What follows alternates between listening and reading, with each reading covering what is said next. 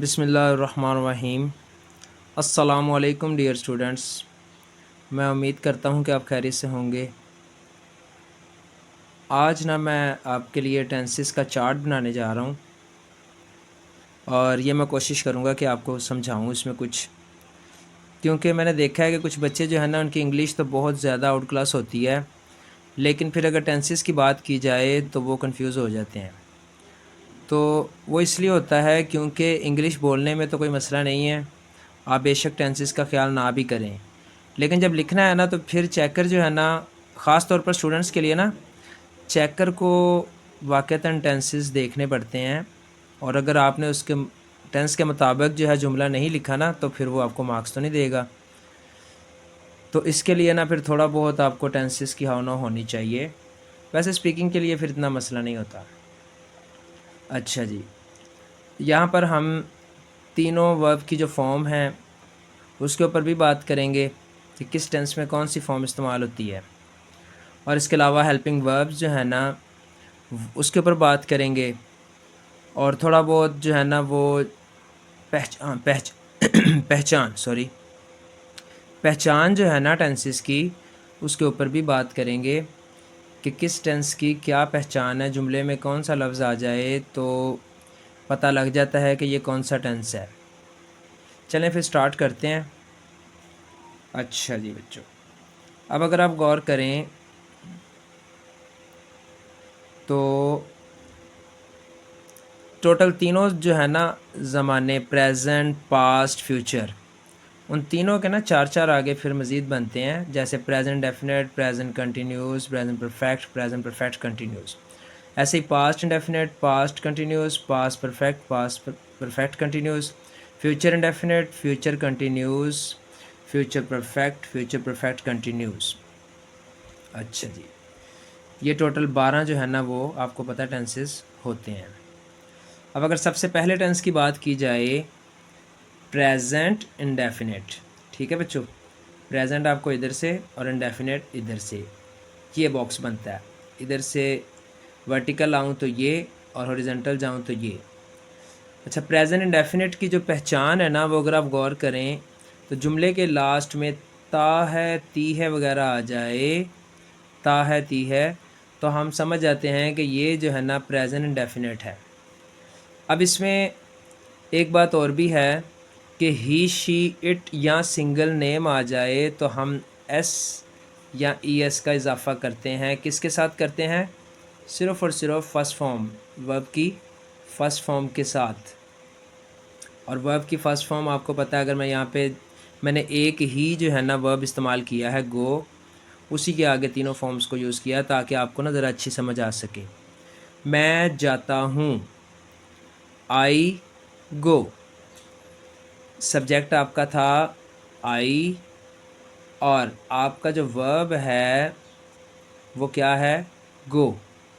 तो आई के साथ इजाफ़ा नहीं होगा क्योंकि ये जो एस या ई एस का इजाफ़ा है ना बच्चों, ये ही, शी, इट या सिंगल नेम के साथ किया जाता है। जैसे असलम जाता है तो असलम गोज़ हो जाएगा। ठीक है बच्चों। अब अगला सवाल ये है कि क्या इस टेंस का कोई हेल्पिंग वर्ब है? तो ये बात आपने अपने ज़हन में रखनी है कि 12 के 12 टेंसेस में से सिर्फ 2 टेंस ऐसे हैं जिनका सादा जुमला बनाते वक्त कोई भी हेल्पिंग वर्ब नहीं है। एक प्रेजेंट इंडेफिनेट और एक पास्ट इंडेफिनेट। ठीक है बच्चों, बाकी सब में आपको ना हेल्पिंग वर्ब कोई ना कोई मिलेगा, यहाँ पर कोई नहीं होगा। लेकिन इनमें भी अगर आपने नेगेटिव या सवालिया जुमला बनाना है ना तो फिर आपको इनमें भी जो है ना वो एक हेल्पिंग वर्ब के तौर पे इस्तेमाल करते हैं हम, डू और डस। अगर नेगेटिव बनाना है, जैसे इसी को अगर मैं नेगेटिव करता हूँ, मैं नहीं जाता हूँ, तो इसको मैं चेंज करूँगा आई डू नॉट गो, लेकिन फॉर्म फर्स्ट ही रहेगी। ठीक है। अगर मैं कहता हूँ वो नहीं जाता है, ही, फिर आएगा डज नॉट गो। और इसका वैसे मैंने ऑब्जेक्ट अभी यूज़ नहीं किया ताकि आपको ना टेंसेस की ज़रा अच्छी समझ लग जाए। फिर ऑब्जेक्ट तो साथ हो ही जाता है ना। जैसे फ़र्ज़ करो अगर मैं कह देता हूँ मैं स्कूल जाता हूँ, तो स्कूल ऑब्जेक्ट आ गया फिर बीच में, तो फिर क्या होगा? आई, मैं स्कूल जाता हूँ, आई गो टू स्कूल। लें जी बच्चों, ये फिर आपका पहला टेंस तो क्लियर हो गया। हाँ, लेकिन इसमें सवालिया भी आपको बता दूँ, वो मैंने नहीं बताया। सवालिया बनाने के लिए ना पता क्या करते हैं, डू और डज को जुमले के शुरू में ले आते हैं। डज आपको पता है ही शी इट वाले जुमले में ही आएगा या सिंगल नेम वाले में, बाकी सबके साथ क्या आएगा, डू। तो जुमले के शुरू में आ जाएंगे ये। अच्छा जी, फ़िलहाल आप पहले ये तो पक्के करें, अगर आप कहेंगे तो नेगेटिव या सवालिया भी ना मैं उसका फिर अलग से एक बना दूंगा। अच्छा जी, प्रेजेंट डेफिनेट की पक्की पहचान आपने देख लिया कि ता है, ती है वगैरह आ जाए तो प्रेजेंट डेफिनेट है और फर्स्ट फॉर्म इस्तेमाल हो रही है। और ये आपको अभी बता दूं, पूरे 12 के 12 टेंसेस में से फ़र्स्ट फॉर्म सिर्फ़ और सिर्फ प्रेजेंट इंडेफिनिट में इस्तेमाल होती है या फिर फ्यूचर इंडेफिनिट में इस्तेमाल होती है। फ्यूचर इंडेफिनिट में, फ्यूचर इंडेफिनिट में भी अगर आप देखेंगे तो गो लिखा हुआ है, ये देख लें, लेकिन हेल्पिंग वर्ब उसमें आता है, वो फिर उसको बाद में डिस्कस करते हैं। अभी मैं चाह रहा हूँ पहले प्रेजेंट को क्लियर कर दूँ ना। अच्छा जी, प्रेजेंट का सेकंड जो है ना कंटिन्यूज़ है, तो उसमें क्या पहचान होगी, रहा हूँ, रही हूँ वगैरह वगैरह आएगा, ये पहचान है। रहा हूँ, रही हूँ वगैरह आ जाए ना, तो फिर आप ये समझ जाएं कि ये प्रेजेंट कंटिन्यूज़ का जुमला है। अब इसके हेल्पिंग वर्ब क्या हो सकते हैं, is, are, am. He she it के साथ तो इज़ लगेगा, यू के साथ आर, दे के साथ आर, वही के साथ आर, लेकिन एम सिर्फ़ और सिर्फ आई के साथ ही आता है, ये तो आपको पता है ना। तो मैं जा रहा हूँ तो आई, क्योंकि मैं की इंग्लिश तो आई है ना, इन तीनों में से हेल्पिंग वर्ब एक लगेगा, वो क्या है, आई के साथ एम। और इन तीनों के साथ ये बात आपने जहन में रखनी है कि फ़र्स्ट फॉर्म के साथ आईएनजी फॉर्म यानी कि पार्टिसिपल फॉर्म जो होती है ना वो लगेगी। तो गो के साथ आईएनजी लग गया तो गोइंग बन गया। मैं जा रहा हूँ, आई एम गोइंग। अगर मैं इसको मज़ीद ऑब्जेक्ट के साथ बनाना चाहूँ, मैं स्कूल जा रहा हूँ, I am going to school. बस एंड पे उस सब्जेक्ट को आपने ज़िक्र कर देना, टू स्कूल। मैं बाज़ार जा रहा हूँ, आई एम गोइंग टू बाज़ार। ठीक है। और अगर यहाँ पर ही शीट के साथ बनाएं तो अगर वो जा रहा है तो ही इज़ गोइंग हो जाएगा, वो स्कूल जा रहा है, he is going to school हो जाएगा। अच्छा जी बच्चों, और इसमें भी नेगेटिव बनाने में इज़ आर एम के साथ नॉट लग जाएगा। और अगर सवालिया बनाना है तो इन तीनों में से जो भी होगा वो जुमले के शुरू में आ जाएगा। जुमला इन तीनों से स्टार्ट करेंगे तो सवालिया हो जाएगा जुमला। परफेक्ट, परफेक्ट जो है ना बच्चों, इसको ज़रा आपने गौर से देखना है। परफेक्ट असल में ना इसकी 2 से 3 पहचान है। मैं जा चुका हूँ, ठीक है, ये भी हो सकता है, या फिर मैं गया हूँ। यानी कि ना अगर मैं ये कहूँ ना कि अलिफ है, छोटिए है, बड़िए है, बी इसकी पहचान है। वैसे चुका है, चुकी है, लिया है, ली है वगैरह भी इसमें इस्तेमाल किए जाते हैं। तो ये सबसे ज़्यादा पहचाने रखता है, इसकी एक पहचान नहीं है। चुका आ जाए, लिया आ जाए, या फिर गया है, गई है, सोया है, सोई है वगैरह आ जाए, तो फिर फ़ौरन आपने समझना है कि ये प्रेजेंट परफेक्ट टेंस है। प्रेजेंट परफेक्ट टेंस बच्चों ये हो जाएगा, ठीक है। अब प्रेजेंट परफेक्ट टेंस के ना सिर्फ 2 हेल्पिंग वर्ब हैं, एक है हैज़ और एक है हैव। हैज़ और हैव, और इसके साथ हमेशा थर्ड फॉर्म लगती है। थर्ड फॉर्म सिर्फ़ और सिर्फ इसके साथ परफेक्ट के साथ ही लगती है। अगर आप देखें तो इससे अगला पास परफेक्ट का भी देख सकते हैं। पहले में प्रेजेंट परफेक्ट में मैंने क्या लिखा हुआ है, गॉन, तो पास परफेक्ट में भी मैंने गॉन ही लिखा हुआ है। और अगर मैं फ्यूचर परफेक्ट आपको दिखा सकूं तो उसमें भी मैंने गॉन ही लिखा हुआ है। यानी कि ये जो परफेक्ट का आपका टेंसेस होंगे तीनों, चाहे प्रेजेंट हो, चाहे पास्ट हो, चाहे फ्यूचर हो, तीनों में थर्ड फॉर्म लगती है वर्ब की। इसके अलावा कहीं भी थर्ड फॉर्म इस्तेमाल नहीं होती, सिर्फ ये इन 3 के अलावा बाकी 9 में थर्ड फॉर्म इस्तेमाल नहीं होती। फ़र्स्ट फॉर्म का भी मैं आपको बता चुका हूँ कि फ़र्स्ट फॉर्म जो है वो सिर्फ प्रेजेंट इंडेफिनिट में इस्तेमाल होती है, जैसे ये गो लिखा हुआ है, और फ्यूचर इंडेफिनिट में इस्तेमाल होती है, जैसे कि ये गो लिखा हुआ है। लेकिन जी 2 फॉर्म ऑफ वर्ब्स भी हम क्लियर कर चुके। अच्छा जी, अब इसका आखिरी जो है ना प्रेजेंट परफेक्ट कंटिन्यूस, इसमें ना आपको जो होगा ना सेंटेंस, वो तकरीबन जुमला होता है कंटिन्यूस का ही, जैसे रहा है, रही है वगैरह देखें ना इसमें नज़र आ रहा है ना, तो इसमें भी लास्ट में यही होता है, रहा है, रही है, रहे हैं वगैरह वगैरह। लेकिन फिर इन दोनों में फ़र्क ये आ जाता है कि अगर वक्त का ज़िक्र हो जाए, ये देखें, ये पीर से, मंगल से, कल से, बुध से, 2014 से, ठीक है, 10 साल से, कुछ भी हो सकता है, तो वक्त का ज़िक्र आ जाए और साथ एंड पे रहा है, रही है आ जाए, तो फिर वो प्रेजेंट परफेक्ट कंटिन्यूस बन जाता है। और जब ऐसी बात हो जाए कि वक्त का ज़िक्र भी है, रहा है, रही है आ गया, तो फिर इसके हेल्पिंग वर्ब होते हैं हैज़ बीन या फिर हैव बीन। तो मज़े की बात अगर आप देखें, इनके साथ फिर आईएनजी फॉर्म ही लगेगी। कौन सी फॉर्म? आईएनजी फॉर्म ही लगेगी। अच्छा, इसमें परफेक्ट का भी जिक्र था ना आखिरी टेंस में, प्रेजेंट के आखिरी टेंस में परफेक्ट का भी जिक्र है और कंटिन्यूस का भी जिक्र है। कंटिन्यूस में अगर आप गौर करें तो वर्ब आईएनजी के साथ आ रहा है, तो वो इसमें आईएनजी के साथ आएगा। ये देखें आपके सामने है गोइंग। अच्छा जी, परफेक्ट में अगर आप देखें तो उसके हेल्पिंग वर्ब थे हैज़ और हैव, तो वही हेल्पिंग वर्ब यहाँ पर भी हैं, हैज़ और हैव, लेकिन उनके साथ एक इजाफा किया गया बीन का। ठीक है बच्चों, तो दोनों टेंसेस को मिला कर ना, ये दूसरे और तीसरे को मिलाकर ये चौथा बना है, लेकिन इसमें वक्त का जिक्र है। अच्छा जी, मैं पीर से जा रहा हूँ, और पहले इस जुमले को देखें, मैं आई, अब आई के साथ आपको पता है हैज़ तो नहीं आ सकता ना, आई के साथ क्या आएगा? हैव, तो हैव बीन पूरा लिखा जाएगा। अब जाने की अंग्रेज़ी आपको पता है, जा रहा हूँ, going, I have been going का फिर तर्जमा क्या हो गया? मैं जा रहा हूँ। सिर्फ एक चीज़ रह गई, वक्त। ठीक है, इसमें भी मैंने ऑब्जेक्ट का जिक्र नहीं किया, तो मैंने कहा चलो आप पहले ना ये फॉर्म ऑफ जो है ना, एक तो इसका पूरा स्ट्रक्चर समझ लें, और दूसरा हेल्पिंग वर्ब, और तीसरा फॉर्म ऑफ वर्ब्स भी आपकी पक्की हो जाएं कि किस टेंस में कौन सी लग रही है। I have been going. अब यहाँ पर ये चीज़ आपने देखनी है कि जो वक्त है ना वो मुअय्यन है, यानी कि फ़िक्स है कि नहीं। पीर तो फ़िक्स है, क्योंकि पीर जो है ना वो अभी जो गुज़रा हुआ है ना, जैसे पीर, जैसे आज अगर फ़र्ज़ करें कि आज जुमा है, तो आप 4 दिन पहले अगर जाएं तो पीर था ना, तो उस पीर की बात हो रही है, तो फिक्स है। तो जब फिक्स आ जाए तो फिर सिंस का इस्तेमाल किया जाता है, सिंस मंडे।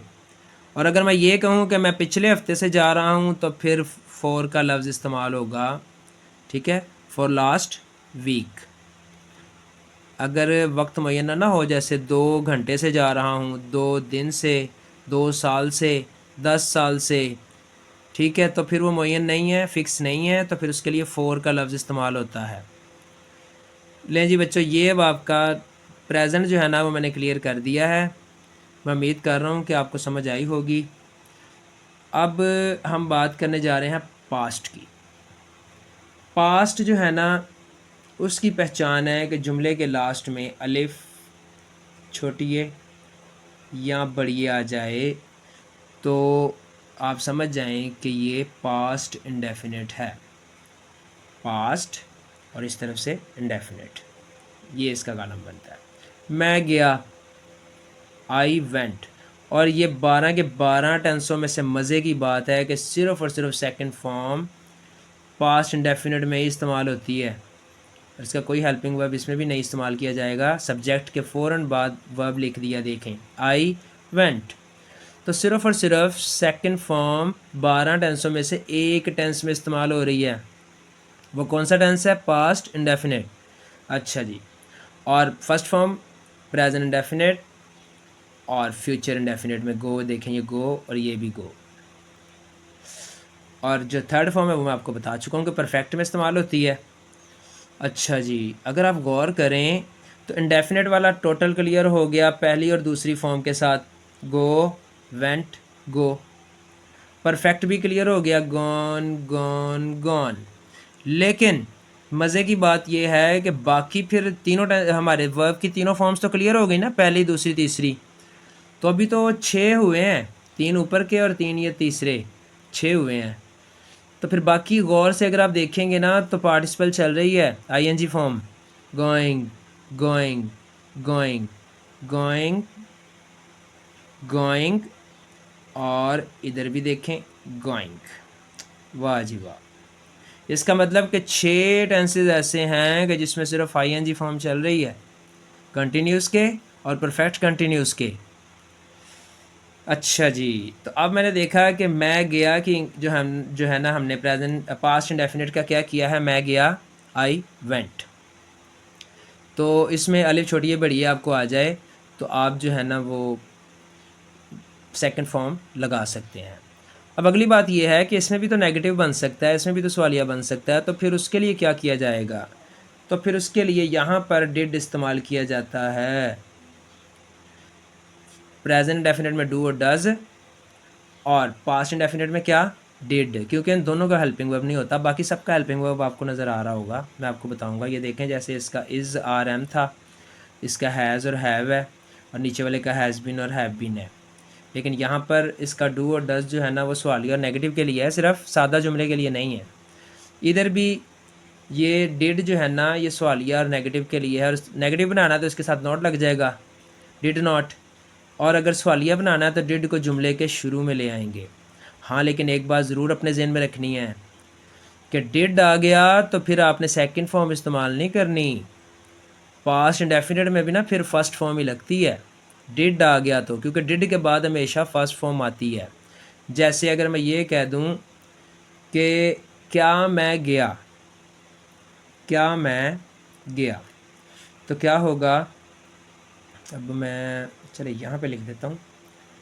तो डिड जुमले के शुरू में आ जाएगा ना बच्चों, डिड आई गो, और एंड पे क्वेश्चन मार्क लग जाएगा। तो ये किसका लिखा मैंने, क्या मैं गया, डिड आई गो। तो ये बात अपने जहन में रखनी है आपने कि डिड अगर आपने यूज़ किया, चाहे नेगेटिव के लिए करें चाहे सवालिया के लिए करें, उसके बाद पास्ट इंडेफिनिट में भी सेकंड फॉर्म नहीं लगेगी। सादा जुमले में सेकंड फॉर्म, लेकिन नेगेटिव और इंटरोगेटिव में फर्स्ट फॉर्म इस्तेमाल की जाएगी। ये बात जहन में रखनी है। अच्छा जी, आगे देखें बच्चों।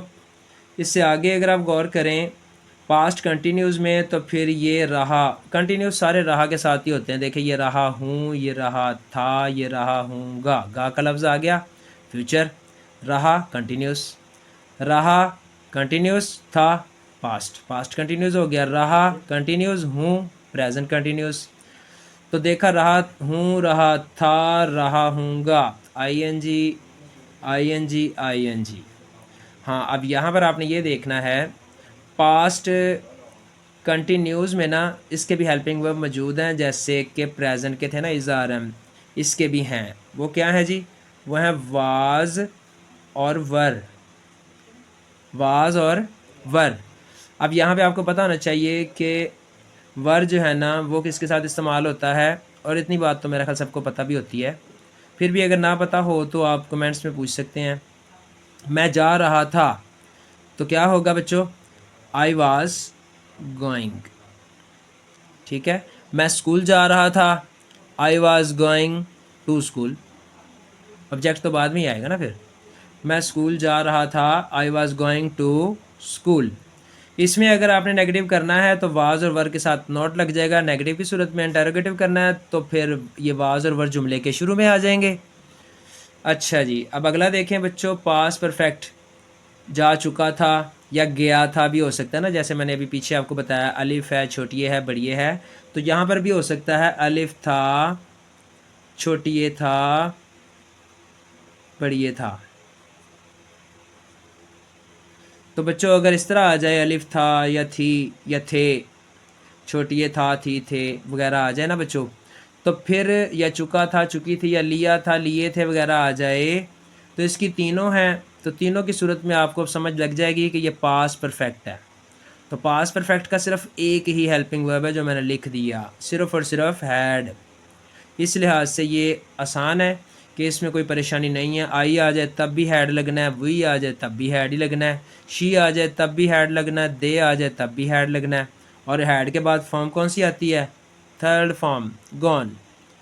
ठीक है बच्चों, हैज़ और हैव के बाद भी थर्ड फॉर्म लगती है, हैड के बाद भी थर्ड फॉर्म लगती है। और अगर आप अगले में देख लें, चले मैं साथ साथ ये भी बताता जाता हूँ, शेल हैव के बाद भी थर्ड फॉर्म ही आएगी। शेल के बाद तो नहीं आ सकती ना, लेकिन हैव उसके साथ लगा हुआ है, तो हैव के बाद तो फिर थर्ड ही आती है, इसलिए फ्यूचर परफेक्ट में भी थर्ड फॉर्म है। अच्छा जी, अब ज़रा इससे नीचे वाला देखें बच्चों। अब इसमें फिर मैंने वक्त का जिक्र किया और मैंने कहा कि चलो पहले में मैंने सिंस का इस्तेमाल किया, फ़िक्स जो है ना वो टाइम लिखा। इसमें मैंने फ़िक्स नहीं लिखा, मैं 2 माह से जा रहा था।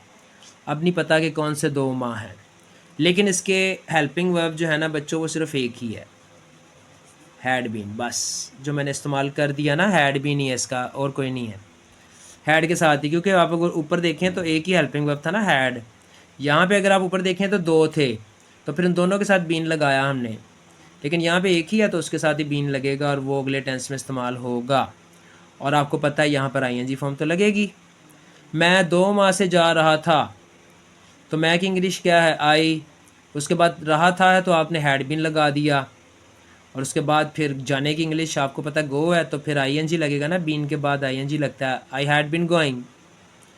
अब मैंने देखा कि 2 माह पता नहीं कौन से हैं, बताया नहीं गया। 2 माह से जा रहा था, क्या पता कोई कभी इंसान ऐसी बात भी करता है ना कि 10 साल पहले की बात कर रहा है और कह रहा है कि मैं उस वक़्त ना मैं 2 माह से जा रहा था, तो वो मुअय्यन तो है ही नहीं है, फ़िक्स। ये नहीं कहा उसने कि पिछले 2 माह से जा रहा था। अगर वो इस तरह कहते ना पिछले 2 माह से जा रहा था, फिर तो फ़िक्स हो गया, लेकिन अब ये 2 माह में नहीं पता चल रहा ना, तो फिर अब फोर का लफ्ज़ इस्तेमाल होगा। तो 2 माह की इंग्लिश तो आपको पता ही है, 2 मंथ्स। अच्छा जी, अब इससे आगे चलें। फ्यूचर में देखें, फ्यूचर इंडेफिनिट में मैं जाऊंगा, अगर गा गी गे आ जाए तो फिर तो पक्की बात है कि वो फ्यूचर है, फ्यूचर इंडेफिनिट है, और उसमें फर्स्ट फॉर्म इस्तेमाल होती है। और इसके हेल्पिंग वर्ब क्या हैं? शैल और विल। आपको पता होना चाहिए कि आई और वही के साथ सिर्फ शैल इस्तेमाल होता है, आई और वही के साथ, और जदीद इंग्लिश में वो भी नहीं किया जा रहा, क्योंकि उसमें डबल एल लगाते हैं। वो देखा होगा आपने, इस तरह करके 2 एल लगाए, आइल इस तरह लिख दिया जाता है, ना पता लगे शैल है ना पता लगे विल है, तो आप इस तरह भी लिख सकते हैं। लेकिन आपको पता होना चाहिए कि शैल सिर्फ आई और वही के साथ लगता है, बाकी सब के साथ विल लगता है। तो मैं जाऊंगा कि इंग्लिश क्या होगी? आई शैल गो। मैं जा रहा हूँगा, रहा आ गया तो फिर आपको पता लग गया कंटिन्यूज़ है, हूँगा फ्यूचर, फ्यूचर कंटिन्यूस। तो फ्यूचर कंटिन्यूस की जो है ना बच्चों 2 इसके हेल्पिंग वर्ब हैं, उसमें है एक शैल बी और एक विल बी। यानी कि ना अगर आप देखें तो पहले दोनों के साथ ही ना, शैल और विल के साथ बी का इजाफा हो जाए तो अगला टेंस में हेल्पिंग वर्ब इस्तेमाल किया जाता है। तो अब ये मैं जा रहा हूँगा, आई शैल बी गोइंग। ठीक है बच्चों, मैं जा चुका हूँगा, इसमें आ गया जी शैल हैव और विल हैव। यहाँ पर कई बच्चे अक्सर परेशान होकर ना कहते हैं कि हैज़ क्यों नहीं आ सकता। तो बच्चों आपने ये फ्यूचर परफेक्ट में हैज़ का इस्तेमाल नहीं करना, शैल और विल के साथ हमेशा हैव ही आता है। तो ये होगा मैं जा चुका हूँगा, आई शैल हैव गॉन। और आखिरी आपका टेंस है मैं सुबह से जा रहा हूँगा, तो रहा हूँगा आई के बाद शैल हैव आ गया, जाने की इंग्लिश आपको पता है, साथ बीन का इजाफा भी होगा ना। इसके हेल्पिंग वर्ब क्या बनेंगे फिर बच्चों? शैल हैव बीन, ऐसे ही will have been, shall have been और will have been. I shall have been, जाने की इंग्लिश गोइंग, रहा आ गया ना तो गोइंग आएगा। आई शैल हैव बीन गोइंग, अब सुबह से की रह गई है, तो सुबह से, तो सुबह फिक्स है क्योंकि आज सुबह की बात हो रही है, तो सिंस आएगा, सिंस मॉर्निंग। लें जी बच्चों, मैं उम्मीद करता हूँ कि आपको समझ आई होगी। फिर भी अगर कोई मसला हो तो आप डिस्कस ज़रूर कर सकते हैं, इंशाल्लाह फिर इस पर दोबारा बात कर लेंगे, कोई ऐसी बात नहीं है। अल्लाह ताला आपका हामी व नासिर। अस्सलाम वालेकुम।